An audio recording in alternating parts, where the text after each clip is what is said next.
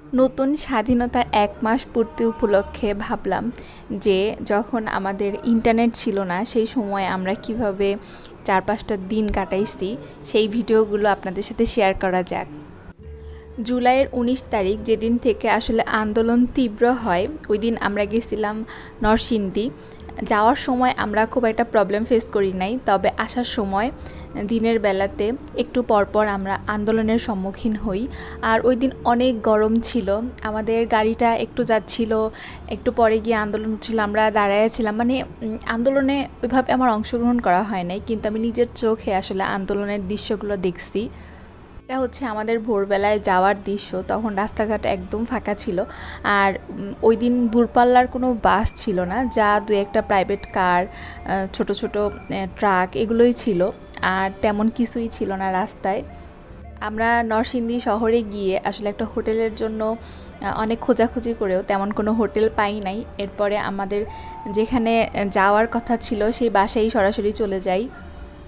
নরসিংদী শহরে এত বেশি ভাস্কর্য, একটু পরপর রাস্তার মোড়ে মোড়ে এরকম ভাস্কর্য, আর সেই রাস্তার নাম লেখা, গোলাপ চত্বর, রজনীগন্ধা চত্বর, এরকম অনেক কিছু ছিল যেটা আমার খুব ইউনিক লাগছে এবং খুব ভাল লাগছে।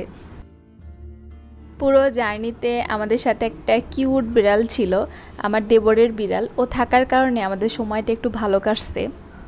তবে আমার এই ১৯ তারিখের অভিজ্ঞতা, আন্দোলনের অভিজ্ঞতা সারা জীবন মনে থাকবে। আমি নিজেই আন্দোলন দেখতেছিলাম, জাস্ট আমরা কয়েক সেকেন্ডের জন্য আন্দোলনের ভিতরে পড়ে যাই নাই। তখন সন্ধ্যা ছিল, সামনে বাসটা ভাঙতেছিল ছাত্ররা, আর আমাদের হচ্ছে প্রাইভেট কারটা তার পিছনেই ছিল। মানে একটুর জন্য আমরা বেঁচে গেছি।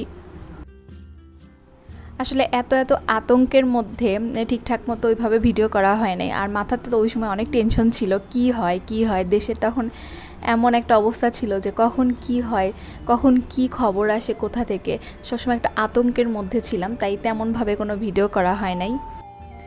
আর পুরো ইন্টারনেট ছাড়া সময়ে আমার অফলাইনে অনেকগুলো কেকের অর্ডার আসে। আমি হচ্ছে কেক বানাইতাম, ওভাবে সময় যাইতো। আর আমার হাজব্যান্ড সকালবেলা উঠেই পেপার কিনতে যাইতো।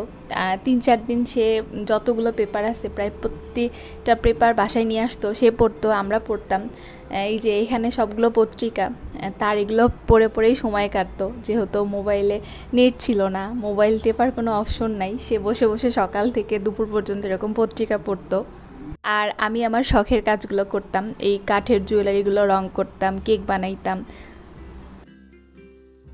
আর প্রচুর পরিমাণে খাওয়া দাওয়া হইছে। দেখা যাইতো যে আমরা আমার ননাসের বাসায় যাইতাম, আবার আপুরা আমাদের বাসায় আসতো। আমরা এরকম লুডো খেলতাম, আমজাম খেলতাম, বড়রাও আমাদের সাথে খেলতো। কারণ আসলে সাংসারিক কাজ শেষেও যেহেতু দোকানপাট, অফিস সবই বন্ধ ছিল, মানে এই সময় সবাই বাসায়, তো দেখা যেত আমরা ছোটরা বড়রা সবাই মিলেই বিভিন্ন খেলা খেলতাম, লুডো, আমজাম, এভাবেই ভালোই সময় কাটছে। আসলে ইন্টারনেট ছাড়া সময় আমি বলবো আমার খুব ভালো কাটছে। বিকেল টাইমে আবার মাঝে মাঝে ছাদেও যাওয়া হতো। আর এখন তো আসলে ওগুলো কিছুই করা হয় না।